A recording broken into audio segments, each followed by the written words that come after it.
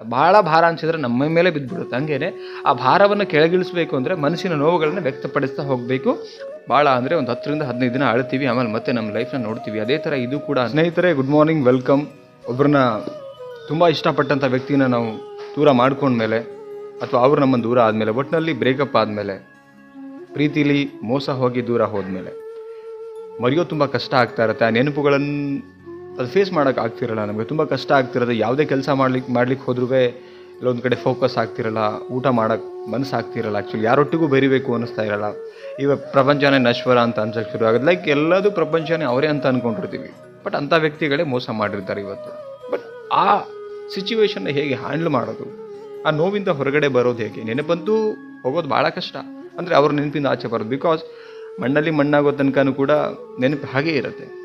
But ಆ ನೋವನ್ನು handle ಮಾಡಿ ನಮ್ಮ ಬದುಕನ್ನು ಮುಂದೆ ಮೂವ್ ಆನ್ ಆಗಬೇಕಲ್ಲ. ಅವ್ರು ಹೇಗೋ ಈಸಿಯಾಗಿ ಮೋಸ ಮಾಡಿದರೂ ಚೆನ್ನಾಗಿದ್ದಾರೆ, ಬಟ್ ನಾವೇನು ಮಾಡಬೇಕು ಅನ್ನೋದು ಎಷ್ಟೋ ಜನಗಳ ಪ್ರಶ್ನೆ ಆಗಿದೆ. ನಾನು ಸುಮಾರು ವಿಡಿಯೋಗಳನ್ನು ಕೂಡ ಆಲ್ರೆಡಿ ನಾನು ಮಾಡಿದ್ದೀನಿ. ಬಟ್ ಇದರಲ್ಲಿ ಸ್ವಲ್ಪ ಮೇಜರಾಗಿ ಕೆಲವೊಂದು ಪಾಯಿಂಟ್ಸನ್ನು ಆ್ಯಡ್ ಮಾಡಿದ್ದೀನಿ. ಆ್ಯಂಡ್ ಮೋಸ ಹೋದ್ಮೇಲೆ ಸರಿ ಮಾಡ್ಕೊಳ್ಬೇಕಂತ ಹೇಳಿದ್ರೆ ಫಸ್ಟ್ ಮೇನ್ ಥಿಂಗ್ಸ್ ಬಂದು ರಿಯಲೈಸೇಷನ್ ವೆರಿ ಇಂಪಾರ್ಟೆಂಟ್ ಆಗುತ್ತೆ ನಮ್ಮ ಸಂಬಂಧದಲ್ಲಿ. ಸೊ ಅದ್ರ ಬಗ್ಗೆ ಮಾತಾಡ್ತಿದ್ದೀನಿ. ವಿಡಿಯೋನ ಕೊನೆ ತನಕ ನೋಡಿ. ಹಾಗೆ ಚಾನಲ್ಗೆ ಸಬ್ಸ್ಕ್ರೈಬ್ ಮಾಡಿ ನೋಡಿ. ಆ್ಯಂಡ್ ಇದೇ ಥರದ ಸುಮಾರು ವಿಡಿಯೋಗಳು ಸಿಗುತ್ತೆ. ವಿಡಿಯೋ ಕೊನೆ ತನಕ ನೋಡಿ. ಲೈಕ್ ಮಾಡೋದನ್ನು ಮರಿಬೇಡಿ. ನಿಮ್ಮ ಅನಿಸಿಕೆಯನ್ನು ಕೊನೆಯದಾಗಿ ನೀವು ನೋಡಿದ ಮೇಲೆ ಕಮೆಂಟ್ ಮಾಡಿ. ಇಲ್ಲಿ ಒಂದು 3 ಪಾಯಿಂಟ್ಸನ್ನು ಶೇರ್ ಮಾಡ್ತಾ ಇದ್ದೀನಿ. 3ರಿಂದ 4 ಪಾಯಿಂಟ್ಸ್ ನಾನೇ ಓನಾಗಿ ಬರೆದಿದ್ದೀನಿ. ಆ ಪಾಯಿಂಟ್ಸನ್ನು ಶೇರ್ ಮಾಡ್ತಾ ಹೋಗ್ತೀನಿ. ಫಸ್ಟು, ಏನು ಮೋಸ ಆಗಿದೆ, ಯಾರನ್ನ ತುಂಬ ಅತಿಯಾಗಿ ನಂಬಿದ್ರಿ, ಆ ಅನುಭವವನ್ನು ಅರ್ಥ ಮಾಡ್ಕೊಳ್ಳೋಕ್ಕೆ ಶುರು ಮಾಡಿ. ಈ ಅನುಭವನ ಅರ್ಥ ಯಾಕೆ ಮಾಡ್ಕೊಬೇಕು ಅಂತ ಹೇಳಿದ್ರೆ, ಲೈಫಲ್ಲಿ ನೀವು ಯಾವುದನ್ನು ಒಳ್ಳೆಯದು ಅಂದ್ಕೊಂಡು ಹೋಗಿದ್ರಿ, ಯಾರೂ ನಮಗೆ ಮೋಸ ಮಾಡಲ್ಲ ಅಂದ್ಕೊಂಡು ಹೋಗಿದ್ರಿ, ಅವರು ಮೋಸ ಮಾಡಿಬಿಟ್ಟಿದ್ದಾರೆ ಆಲ್ರೆಡಿ. ಆ ಅನುಭವನ ಅರ್ಥ ಮಾಡಿಕೊಂಡ್ರೆ ಮುಂದೆ ನಮಗೆ ಏನು ಲೈಫ್ ಇದೆ, ಆ ಅನುಭವ ನಮ್ಮ ಲೈಫಿಗೆ ದಾರಿದೀಪವಾಗಿರುತ್ತೆ. ಅಂದರೆ ಬದುಕಿಗೆ ಒಂದು ಪಾಠವಾಗಿರುತ್ತೆ.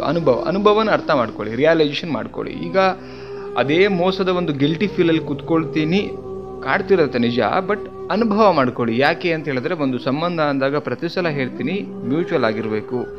ಅವರು ಬಿಟ್ಟು ಬದುಕ್ತಾ ಇದ್ದಾರೆ, ನಿಮ್ಮದು ನಿಜವಾದ ಪ್ರೀತಿ ಆದ್ರೂ ನೀವು ಬದುಕಲೇಬೇಕು. ಬಿಕಾಸ್ ಆಫ್ ನಿಮ್ಮದು ಒಂದು ಲೈಫ್ ಇದೆ.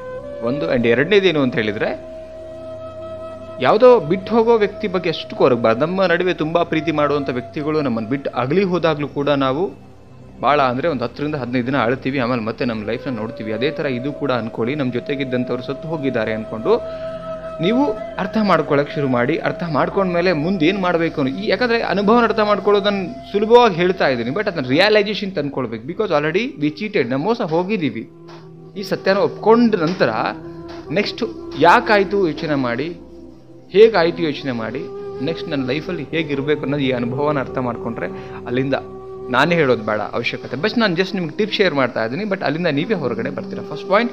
ಸೆಕೆಂಡ್ ಬರೋಣ, ಭಾವನೆಗಳನ್ನು ವ್ಯಕ್ತಪಡಿಸಿ. ನೋಡಿ, ನೀವು ಏನು ನೆಗೆಟಿವ್ ಥಾಟ್ಸ್ ಅಂತ ಇದೆ ಮೈಂಡಲ್ಲಿ, ಅಥವಾ ಏನು ಒಳ್ಳೆತನದಿಂದ ಕಳೆದಿರ್ತೀರ ನಿಮ್ಮ ಪ್ರೀತಿನಲ್ಲಿ, ಅದನ್ನು ಹೊರಗಡೆ ಹಾಕಿದರೆ ಎಷ್ಟೋ ಭಾರ, ನಿಮಗೆ ಮನಸ್ಸಿನ ಭಾರ ಕಡಿಮೆ ಆಗ್ತಾ ಬರುತ್ತೆ.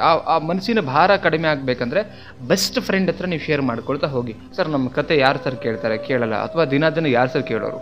ತುಂಬ ನಿಮಗೆ ನೋವು ಅನ್ನಿಸಿದಾಗ, ನೆನಪು ಬಂದಾಗ ಒಂದು ಡೈರಿ ತಗೊಳ್ಳಿ. ಆ ಡೈರಿ ಒಳಗಡೆ ಅದನ್ನು ಬರಿತಾ ಹೋಗಿ. ನಿಮ್ಮ ಮನಸ್ಸಲ್ಲಿರ್ತಕ್ಕಂಥ ಏನು ನೋವುಗಳಿದೆಯಲ್ಲ. ಯಾಕೆಂತ ಹೇಳಿದ್ರೆ, ಇವತ್ತು ಭಾರ ಈಗ ನಮ್ಮ ತಲೆ ಮೇಲೆ ಒಂದು ಕ್ವಿಂಟಲ್ ಮೂಟೆ ಹೊರಿಸಿದ್ದಾರೆ ಅಂದ್ಕೊಳ್ಳೋಣ. ಅದು ಭಾರ ಎತ್ಕೊಂಡಾಗ ನಿಮಗೆ ಅರ್ಧ ಬಬ್ಬ ಅಂದರೆ ಒಂದು 2 ನಿಮಿಷ 3 ನಿಮಿಷ ನೆತ್ಕೊಳ್ಬೋದು ಅಂದ್ಕೊಳ್ಳೋಣ. ಅದು ಒಂದು 10 ನಿಮಿಷ ಅಂದ್ಕೊಳ್ಳೋಣ. ಅದ್ರ ಮೇಲೆ ಹೊರಲಿಕ್ಕಾಗಲ್ಲ. ಭಾಳ ಭಾರ ಅನಿಸಿದ್ರೆ ನಮ್ಮ ಮೇಲೆ ಬಿದ್ದುಬಿಡುತ್ತೆ. ಹಂಗೇನೆ ಆ ಭಾರವನ್ನು ಕೆಳಗಿಳಿಸಬೇಕು ಅಂದರೆ ಮನಸ್ಸಿನ ನೋವುಗಳನ್ನು ವ್ಯಕ್ತಪಡಿಸ್ತಾ ಹೋಗಬೇಕು. ಅದು ಯಾರೋ ಬೆಸ್ಟ್ ಫ್ರೆಂಡ್ ಅಂತ ಸಿಕ್ಕಿದ್ರೆ ಅವರೊಟ್ಟಿಗೆ ಶೇರ್ ಮಾಡ್ಕೊಳ್ಳಿ, ವ್ಯಕ್ತಪಡಿಸ್ತಾ ಬನ್ನಿ. ಇಲ್ಲ ಅಂತ ಹೇಳಿದ್ರೆ ಒಂದು ಡೈರಿ ಒಳಗಡೆ ನಿಮ್ಮ ನೋವುಗಳನ್ನು ಎವ್ರಿಡೇ ಬರಿತಾ ಹೋಗಿ. ಸೊ ನೆಕ್ಸ್ಟ್ ಪಾಯಿಂಟ್ ಏನಂತ ಹೇಳಿದ್ರೆ, ಹೊಸ ಹವ್ಯಾಸಗಳನ್ನು ಬೆಳೆಸ್ಕೊಳ್ತಾ ಹೋಗಿ. ಈ ಹೊಸ ಹವ್ಯಾಸಗಳು ಏನಕ್ಕೆ ಅಂದರೆ, ನಮ್ಮ ಹವ್ಯಾಸಗಳೇ ನಮ್ಮ ಬದುಕನ್ನು ರೂಪಿಸಲಿಕ್ಕೆ ಸಾಧ್ಯ.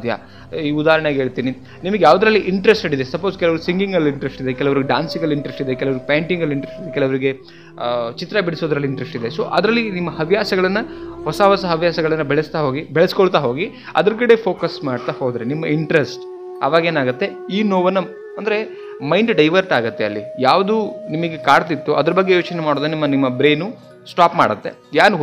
ಏನು ಹೊಸ ಹವ್ಯಾಸ ಇದೆ ಅದರ ಬಗ್ಗೆ ಯೋಚನೆ ಮಾಡಲಿಕ್ಕೆ ಬ್ರೈನು ಕೆಲಸ ಮಾಡ್ತಾ ಹೋಗುತ್ತೆ. ಆವಾಗ ಅದು ನಿಮಗೆ ಮರೆತು ಹೋಗುತ್ತೆ, ಹೊಸದು ನಿಮಗೆ ಫೋಕಸ್ ಆಗ್ತಾ ಹೋಗುತ್ತೆ. ಈಸಿ ಇದರಿಂದ ಹೊರಗಡೆ ಬರಲಿಕ್ಕೆ.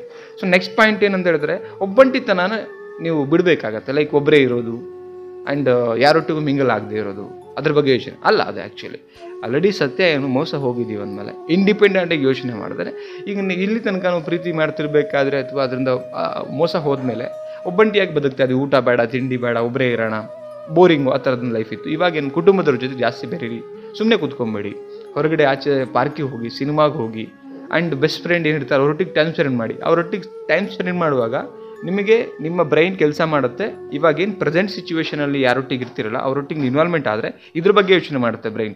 ಏನು ನೋವಿರುತ್ತೆ ಅದ್ರ ಬಗ್ಗೆ ಯೋಚನೆ ಮಾಡಿದ್ರೆ ನಿಲ್ಲಿಸ್ಬಿಡುತ್ತೆ. ಅಂದರೆ ನೀವೇನು ಬ್ರೈನಿಗೆ ಏನು ಕೆಲಸ ಕೊಡ್ತೀರಾ ಅದನ್ನು ತಗೊಳುತ್ತೆ, ಅದ್ರ ಪಾಡಿಗೆ ಅದು ಕೆಲಸ ಮಾಡುತ್ತೆ. ಸೊ ಇಷ್ಟು ಪಾಯಿಂಟ್ಸನ್ನು ನೀವು ಡೆಫಿನೆಟ್ಲಿ ನಿಮ್ಗೆ ತುಂಬ ಹೆಲ್ಪ್ ಮಾಡುತ್ತೆ ಸ್ನೇಹಿತರೆ. ಇದನ್ನು ಪ್ರಾಕ್ಟಿಕಲಿ ಅದು ತುಂಬ ಟೈಮ್ ತೊಗೊಳುತ್ತೆ, ಒಂದೇ ದಿನಕ್ಕಾಗಲ್ಲ. ಯಾಕೆಂತ ಹೇಳಿದ್ರೆ ಒಂದು ದೇಹದ ಮೇಲೆ ಗಾಯ ಆದರೂ ಕೂಡ ಅದು ಮಾಯಲಿಕ್ಕೆ ಸ್ವಲ್ಪ ಟೈಮ್ ಬೇಕು, ರೈಟ್? ಕ್ಯೂರ್ ಆಗಬೇಕು ಅಂದರೆ same it take also time, but ಸ್ವಲ್ಪ ಟೈಮ್ ತೊಗೊಳುತ್ತೆ, ಬಟ್ 100% ವರ್ಕ್ ಆಗುತ್ತೆ. ಸ್ನೇಹಿತರೆ, ಈ ಒಂದು ವಿಡಿಯೋ ಒಳಗಡೆ ನಾನು ಮೋಸ ಹೋದ್ಮೇಲೆ ಹೇಗೆ ಆ ನೋವಿಂದ ಹೊರಗಡೆ ಬರಬೇಕು ಅನ್ನೋದನ್ನು ವಿಡಿಯೋ ಮಾಡಿದ್ದೀನಿ. ಸೊ ನಿಮ್ಮ ಅನಿಸಿಕೆಯನ್ನು ದಯವಿಟ್ಟು ಕಮೆಂಟ್ ಸೆಕ್ಷನಲ್ಲಿ ಕಮೆಂಟ್ ಮಾಡಿ. ಆ್ಯಂಡ್ ಯಾರೆಲ್ಲ ನೋಡ್ತಿದ್ದೀರಾ ಪ್ರತಿಯೊಬ್ಬರಿಗೂ ಶೇರ್ ಮಾಡಿ ವಿಡಿಯೋ, ಆ್ಯಂಡ್ ಲೈಕ್ ಮಾಡೋದನ್ನು ಕೂಡ ಮರಿಬೇಡಿ. ಮತ್ತೊಂದು ಟಾಪಿಕಲ್ಲಿ ಸಿಗ್ತೀನಿ. Thank you so much guys, love you, bye.